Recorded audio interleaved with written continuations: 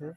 আর আমরা গার্জিয়ান হিসেবে মেয়ে নিজের মেয়ে মনে করে রাখবেন, এটাই আমার কথা। আর আমরা সবাই দোয়া করি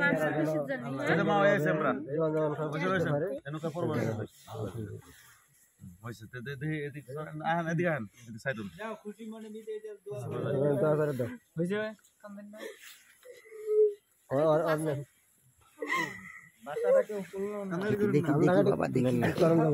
দেখি একটু অবশ্যই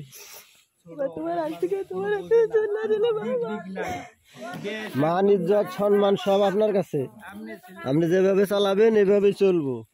আপনার কাছে একটা দাবি, শরীয়ত লঙ্ঘন করার চেষ্টা করবেন না, নিজের বউ হেফাজত রাখার চেষ্টা করবেন।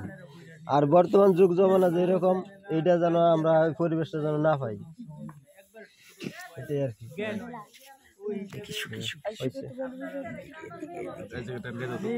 পারলাম না ভালো করে না।